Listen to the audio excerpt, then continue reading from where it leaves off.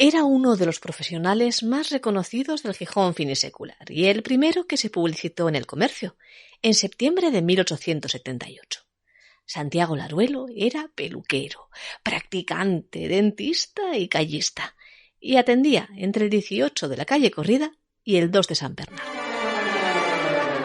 Santiago Laruelo, dentista y callista, practicante y peluquero, ofrece al público sus servicios. Limpia la dentadura, empasta y extrae muelas. Elixir odontológico, el mejor que se ha conocido a 6 reales el frasco. Acreditado maestro del corte del pelo. Afeita y peina a 1 real. Riza a lo Alfonso XII por 4 y asista a los enfermos.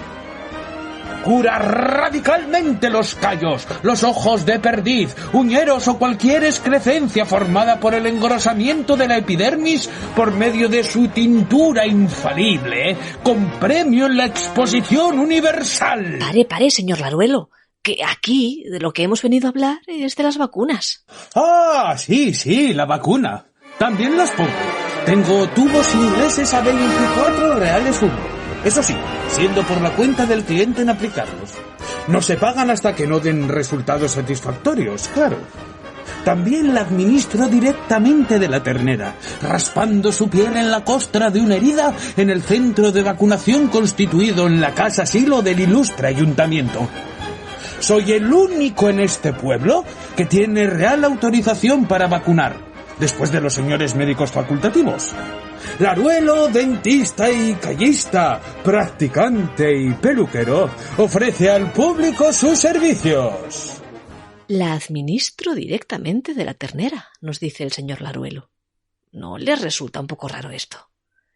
Aunque, puestos a pensar, ¿no se parece mucho la palabra vacuna a la palabra vaca? Como tantas otras veces, la respuesta a todas nuestras dudas nos la trae la historia, y un buen rebaño de vacas esta vez.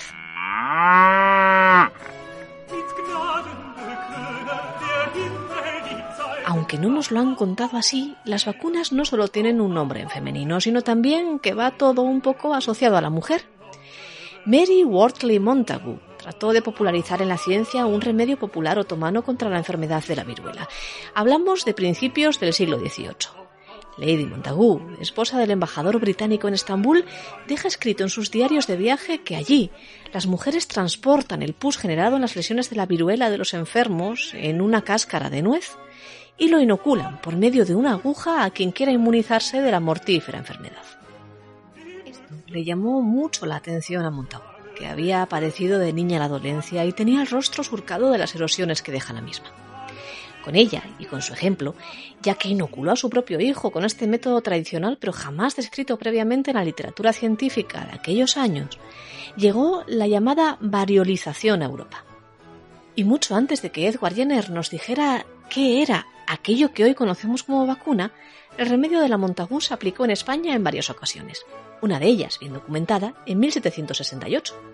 En aquella ocasión fue el pueblo de Majalrayo, en Guadalajara, el que quedó bien inmunizado con el remedio tradicional. Pero aquello de la variolización tenía también sus riesgos, porque lo que se inoculaba era el virus humano, que aunque ya estaba en una fase en la que se encontraba bastante debilitado, a veces también podía hacer su daño. Y ahí fue donde llegó Edward Jenner, y con él la revolución y las vacas. Todo empezó allá donde más se aprende, en plena naturaleza, en medio del campo, en 1796. Jenner, un médico rural que practica su oficio entre diversas comunidades campesinas en Berkeley, observa que las mujeres dedicadas a ordeñar las vacas, que también padecen su propio tipo de viruela, nunca adquirían la enfermedad humana, que en aquellos años solía afectar a más de la mitad de la población. Y eso, combinado con el estudio de otros intentos previos de lo que, por lo vacuno, se va a llamar a partir de mediados del siglo XVIII vacunación, va a dar lugar a uno de los inventos más importantes de la historia, la vacuna de la viruela. En realidad, Jenner no inventó el procedimiento de la vacuna, pero sí demostró que esta era funcional. Pudo vacunar a varios niños con el pus de las ampollas de lecheras infectadas de la viruela de las vacas. Y después, mediante la variolización de Lady Montagu, demostró que estos eran inmunes al virus de la enfermedad humana. La noticia corrió como la pólvora y llegó a nuestras latitudes a principios del siglo XIX. Ojo, que no sin polémica, claro, a pesar de que la Junta de París había aprobado el uso de la vacuna de Jenner por ser esta, decían, exenta de accidentes en los sujetos de cualquier edad, como se ha observado desde los niños de pecho hasta en personas de 50 años, que por aquel entonces era una señora edad. Y aunque había médicos que desconfiaban de la eficacia de una inoculación de procedencia animal en el ser humano, la experiencia científica con la vacuna de Jenner se acabó imponiendo, y también el nombre, de las vacas, la vacuna. Y nosotros, aquí en España, también contribuimos al invento.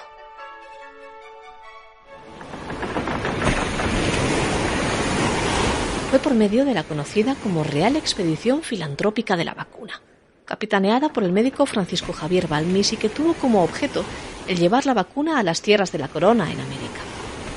Ocurrió en 1803 y planteaba un reto importante porque no existía forma, por aquel entonces, de que la vacuna sobreviviera todo el trayecto.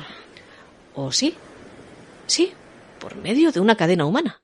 Una cadena de personas en las que fuera inoculándose poco a poco el pus de la viruela vacuna, transferido a un primer ser humano en territorio peninsular. 22 niños huérfanos, coruñeses todos, fueron escogidos para la hazaña por Isabel Zendal, la rectora del orfanato donde habían ido a parar. No tenían apellidos, ni pasado, y poco futuro. Algunos murieron en el viaje. El resto se quedaron para siempre en América. Se les decía niños vacuníferos y, sin saberlo, estaban haciendo historia. Allí, en América, pero también aquí. Porque en 1805, obtenida ya la experiencia necesaria en el porte de las vacunas, Carlos IV dispuso lo siguiente.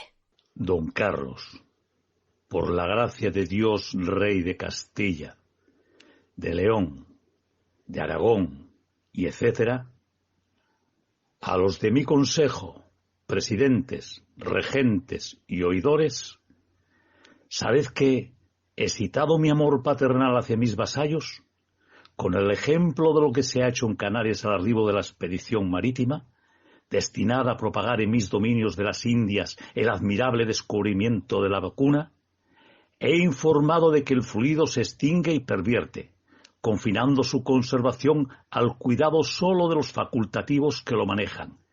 Tuve a bien resolver que todos los hospitales de las capitales de España se destine una sala para conservarlo y comunicarlo a cuantos concurran a disfrutar de este beneficio y gratuitamente a los pobres. Así como lo oyen. Acababan de nacer en España las campañas de vacunación. Y gratuitas, por lo demás. Picadita, picadita, picadita de viruela, con la cara morenita, del color de la pajuela. En fin, no fue este el fin de la viruela, cuyo último caso fue reportado en África, en Somalia, concretamente en 1977. Pero sí que con la vacuna se consiguió controlar, mal que bien, una enfermedad hasta entonces mortífera, muy mortal. Y así pudimos centrar nuestros esfuerzos en combatir a todas las demás que estaban por llegar. La gripe de 1918, el cólera del siglo XIX, la fiebre amarilla y otras tantas, incluida, ahora, también la infección por coronavirus. Lejos quedaban ya a finales del XIX las soflamas del doctor Verdé, el gran enemigo de Jenner, quien aseguraba que la vacuna de la viruela predisponía a los inyectados al suicidio. A finales del siglo XIX nadie dudaba de su eficacia, y su efecto era cosa providencial. Por ejemplo, la alcaldía de Boal, leemos en un viejo periódico obetense, participa que hace algún tiempo está causando estragos la viruela en dicho concejo y solicita, a fin de atajar el mal, la remisión de tubos con linfa vacuna. Era el año 1884. De 1880 a 1885, en Mieres, se contabilizaron 213 víctimas mortales de las viruelas, pero los expertos dicen que todas ellas eran individuos por vacunar. Los datos expuestos, dicen, obligan a seguir con actividad la propaganda de la vacuna, desterrando preocupaciones y despertando en su beneficio la apatía e indolencia de muchos de sus habitantes. Ya lo ven. No había discusión en la España finisecular, que lo era también la Asturias del Aruelo.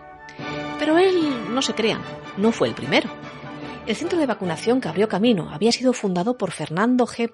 Valdés y Bernabé Loredo, pero a partir de 1882 fue aquel hombre, casi que del Renacimiento gijonés, quien se hizo cargo de la vacunación en la ciudad y en todo su contorno.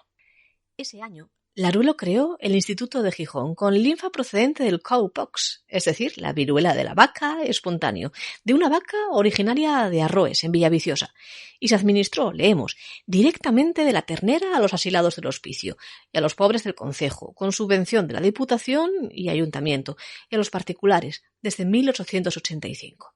Y más que hubo en Asturias. Centros de vacunación donde primaba la linfa fresca y directa de la costra de las lesiones de las vacas, la forma más segura por aquel entonces. Es de esperar se difunda por Asturias, pues en algunos concejos la viruela es endémica, llevando al sepulcro no pocas víctimas. Así lo contó en el libro de Oviedo Fermín Canella, hace ya más de 130 años. El mundo era más seguro entonces que lo había sido antes de Jenner. Y así, poco a poco, íbamos avanzando ayer y vamos avanzando hoy.